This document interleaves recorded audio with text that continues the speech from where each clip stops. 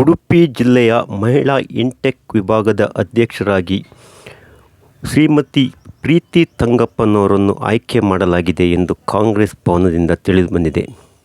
ಅಖಿಲ ಭಾರತ ಕಾಂಗ್ರೆಸ್ ಸಮಿತಿಯ ಇಂಟೆಕ್ ವಿಭಾಗದ ಅಧ್ಯಕ್ಷರಾದ ಸನ್ಮಾನ್ಯ ಡಾಕ್ಟರ್ ಜಿ. ಸಂಜೀವ್ ರೆಡ್ಡಿ ಅವರ ಆದೇಶದ ಮೇರೆಗೆ ಹಾಗೂ ಕರ್ನಾಟಕ ಪ್ರದೇಶ ಕಾಂಗ್ರೆಸ್ ಕೆಪಿಸಿಸಿ ಅಧ್ಯಕ್ಷರಾದ ಸನ್ಮಾನ್ಯ ಶ್ರೀ ಡಿ. ಕೆ. ಶಿವಕುಮಾರ್ ಅವರ ಅನುಮೋದನೆಯ ಮೇರೆಗೆ ಹಾಗೂ ಇಂಟೆಕ್ ಕೇಂದ್ರ ಮಹಿಳಾ ವಿಭಾಗದ ಸನ್ಮಾನ್ಯ ಅಧ್ಯಕ್ಷರಾದ ಶ್ರೀಮತಿ ದೇವಿಕಾ ಸಿಂಗ್ ಹಾಗೂ ಅವರ ಸೂಚನೆಯ ಮೇರೆಗೆ ಹಾಗೂ ಕರ್ನಾಟಕ ರಾಜ್ಯ ಇಂಟೆಕ್ ಸನ್ಮಾನ್ಯ ಅಧ್ಯಕ್ಷರಾದ ಶ್ರೀ ಡಿ. ಲಕ್ಷ್ಮೀ ವೆಂಕಟೇಶ್ ಇವರ ಅನುಮತಿಯ ಮೇರೆಗೆ ಉಡುಪಿ ಜಿಲ್ಲೆಯ ಇಂಟೆಕ್ ವಿಭಾಗದ ಅಧ್ಯಕ್ಷರಾಗಿ ಶ್ರೀಮತಿ ಪ್ರೀತಿ ತಂಗಪ್ಪನವರು ಆಯ್ಕೆ ಮಾಡಲಾಗಿದೆ. ಆಯ್ಕೆಯಾದ ಇದೇ ಸಂದರ್ಭದಲ್ಲಿ ಮಾತನಾಡಿದ ಪ್ರೀತಿ ತಂಗಪ್ಪನ್ ಕಾಂಗ್ರೆಸ್ನ ಇಂಟೆಕ್ ವಿಭಾಗದ ಅಧ್ಯಕ್ಷರಾಗಿ ಆಯ್ಕೆ ಮಾಡಿದ ಎಲ್ಲರಿಗೂ ಧನ್ಯವಾದವನ್ನು ತಿಳಿಸಿದರು. ಹಾಗೂ ಕಾಂಗ್ರೆಸ್ನ ಶಿಸ್ತುಬದ್ಧ ಪದಾಧಿಕಾರಿಯಾಗಿ ಹಾಗೂ ಇಂಟೆಕ್ನ ಮಹಿಳಾ ವಿಭಾಗದ ಉಡುಪಿ ಅಧ್ಯಕ್ಷೆಯಾಗಿ ಕರ್ತವ್ಯದಿಂದ ಜವಾಬ್ದಾರಿಯಿಂದ ಕಾರ್ಯನಿರ್ವಹಿಸುವುದಾಗಿ ಇದೇ ಸಂದರ್ಭದಲ್ಲಿ ಶ್ರೀಮತಿ ಪ್ರೀತಿ ಟಿ. ತಂಗಪ್ಪನ್ ತಿಳಿಸಿದರು. ವೃತ್ತಿಯಲ್ಲಿ ವಕೀಲೆಯಾದ ಇವರು ಈಗ ಕರ್ನಾಟಕ ಕಾಂಗ್ರೆಸ್ನ ಉಡುಪಿ ಜಿಲ್ಲೆಯ ಇಂಟೆಕ್ ವಿಭಾಗದ ಅಧ್ಯಕ್ಷರಾಗಿ ಆಯ್ಕೆಯಾಗಿರುವುದನ್ನು ನಿಮ್ಮ CN23 ನ್ಯೂಸ್ ಚಾನೆಲ್ನಲ್ಲಿ ತೋರಿಸಲು ಬಯಸುತ್ತಿದ್ದೇವೆ. ಪ್ರಿಯ ವೀಕ್ಷಕರೇ, ಹೌಸ್ ಕೀಪಿಂಗ್ ನಾನು ತರಿಸಿದ್ದೀನಿ. ಎಲ್ಲರದು ಕೂಡ ನಾರಾಯಣ ಇವ್ರು ಬಿಟ್ಟು ಎರಡು ರಾವ್ ಬಿಟ್ಟು ಬಿಟ್ಟು ಓಕೆ ಯಾರಿದ್ದಾರೆ ಬೇರೆ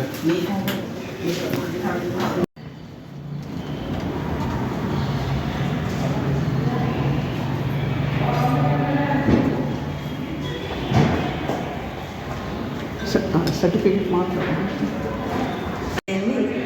ಕೋರ್ಟಲ್ಲಿ ನಾನು ವಕೀಲೆಯಾಗಿ ಕಾರ್ಯನಿರ್ವಹಿಸ್ತಾ ಇದ್ದೇನೆ. ಈ ದಿನ ನಾನು ಬೆಂಗಳೂರಿನಲ್ಲಿರುವಂಥ ಕಾಂಗ್ರೆಸ್ ಭವನಕ್ಕೆ ಬಂದಿದ್ದೇನೆ. ಹಾಗೆ ನಮ್ಮ ಪಾರ್ಟಿ ಆಫೀಸ್ ಇಂಟೆಕ್ ಏನಿದೆ, ಆ ಇಂಟೆಕ್ಕಿನ ನಾನು ಉಡುಪಿ ಮಹಿಳಾ ವಿಂಗಿನ ಜಿಲ್ಲಾಧ್ಯಕ್ಷೆಯಾಗಿ ನನಗೆ ಇವತ್ತು ನೇಮಕ ಮಾಡಿದ್ದಾರೆ, ಅಫಿಷಿಯಲಿ ನೇಮಕ ಮಾಡಿದ್ದಾರೆ.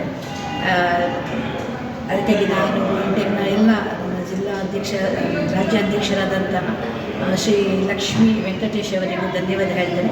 ಹಾಗೆ ಎಲ್ಲ ಕರ್ನಾಟಕದ ಇಂಟೆಕ್ ರಾಜ್ಯ ಪದಾಧಿಕಾರಿಗಳಿಗೂ ಹಾಗೆ ನಮ್ಮ ಜಿಲ್ಲಾ ಇಂಟೆಕ್ ಅಧ್ಯಕ್ಷರಾದಂತಹ ಕಿರಣ್ ಹೆಗ್ಡೆ ಅವರಿಗೆ ನಾನು ಧನ್ಯವಾದಗಳನ್ನು ಹೇಳ್ತೇನೆ. ಅದೇ ರೀತಿ ನಮ್ಮ ಉಡುಪಿ ಜಿಲ್ಲಾಧ್ಯಕ್ಷರಾದಂತಹ ಅಶೋಕ್ ಕೊಡವರು ಸರ್. ಯಾಕಂತೇಳಿದರೆ ಇವರೆಲ್ಲರ ಇದರಿಂದ ನಾನು ಇವತ್ತು ಅಫಿಷಿಯಲಿ ನಾನು ಕಾಂಗ್ರೆಸ್ಸಿಗೆ ಇದಾದೆ ಅಂತ ಹೇಳ್ಬೋದು. ಮೊದಲಿಂದ ನಾನು ಕಾಂಗ್ರೆಸ್ಸೇ ಇದ್ದೇನೆ, ಇಲ್ಲ ಅಂತೇನಿಲ್ಲ, ಪಕ್ಷದಲ್ಲೇ ಇದ್ದೇನೆ, ಕಾರ್ಯನೂ ನಿರ್ವಹಿಸ್ತಾ ಇದ್ದೆ. ಆದರೆ ಅಫಿಷಿಯಲಾಗಿ ನನಗೆ ಇವತ್ತು ಒಂದು ಹುದ್ದೆಯನ್ನು ಇದು ಮಾಡಿದ್ದಾರೆ, ನನ್ನೊಂದು ಜವಾಬ್ದಾರಿ ಕೊಟ್ಟಿದ್ದಾರೆ. ಅದರಿಂದಾಗಿ ನಾನು ಧನ್ಯವಾದಗಳನ್ನು ಹೇಳ್ತೇನೆ.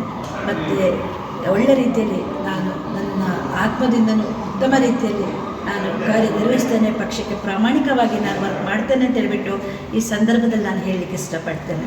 ಮೇಡಮ್, ಮತ್ತೊಂದು ಪ್ರಶ್ನೆ ಕೇಳೋದಕ್ಕೆ ಇಷ್ಟಪಡ್ತೀವಿ. ಮಹಿಳೆಯರು ರಾಜಕೀಯಕ್ಕೆ ಬರಬೇಕು ಅಂತ ಭಾಳ ಆಸೆ ಪಡ್ತಾರೆ. ಬಟ್ ಏನಂದರೆ ಅವರಿಗೆ ಮಾರ್ಗದರ್ಶನ ಕೊರತೆ ಇದೆ. ಬಟ್ ನೀವು ಅಫಿಷಿಯಲಾಗಿ ಅಧಿಕಾರ ತೊಗೊಂಡಿದ್ದೀರಾ, ಮಹಿಳೆಯರಿಗೆ ತಾವು ಮಾರ್ಗದರ್ಶನ ಕೊಟ್ಟು ರಾಜಕೀಯಕ್ಕೆ ಬರೋ ಥರ ಏನಾದರೂ ಮಾಡೋ ಪ್ಲ್ಯಾನಿಂಗ್ ಏನಾದರೂ ಇದೆ? ಖಂಡಿತ ಸರ್, ಖಂಡಿತವಾಗಿಯೂ ಮಹಿಳೆ ಸಬಲೆಯರು ಅಂತ ಖಂಡಿತ ನಾವು ಹೇಳ್ಬೋದು. ಯಾಕಂತ ಹೇಳಿದರೆ ಮಹಿಳೆಯರಿಗೆ ಇರುವಷ್ಟು, ಅಂದರೆ ನಾವು ಯಾರನ್ನು ಡಿಗ್ರೇಡ್ ಮಾಡ್ತಾ ಇಲ್ಲ, ಮಹಿಳೆಯರಿಗೆ ಇರುವಷ್ಟು ಒಂದು ತಾಳ್ಮೆ, ಒಂದು ಕೌಟುಂಬಿಕವಾಗಿ ಜೀವನ ನಿರ್ವಹಿಸೋದು ಇರ್ಬೋದು, ಅಥವಾ ಒಂದು ಆಫೀಸ್ ಉದ್ಯೋಗದಲ್ಲಿಯೇ ಇರ್ಬೋದು, ಉದ್ಯೋಗ ಕ್ಷೇತ್ರದಲ್ಲಿಯೇ ಇರ್ಬೋದು, ಹಾಗೆ ರಾಜಕೀಯ ಕ್ಷೇತ್ರದಲ್ಲಿಯೇ ಇರ್ಬೋದು. ಅವರಿಗೆ ಒಂದು ಹುದ್ದೆಯನ್ನು ನೀವು ಖಂಡಿತ ಕೊಟ್ಟ ಅಂತ ಹೇಳಿದರೆ ಅದನ್ನು ತುಂಬ ಪ್ರಾಮಾಣಿಕವಾಗಿ ಅವರು ನಿರ್ವಹಿಸ್ತಾರೆ ಅನ್ನೋಂಥ ಭರವಸೆ ನನಗಿದೆ. ಯಾಕಂದರೆ ಆ ಒಂದು ಶಕ್ತಿ ಮಹಿಳೆಯರಲ್ಲಿಯೇ ಇರುವಂಥದ್ದು ಅಂತ ನಾನು ಈ ಸಂದರ್ಭದಲ್ಲಿ ಹೇಳಲಿಕ್ಕೆ ಇಷ್ಟಪಡ್ತೇನೆ ಸರ್.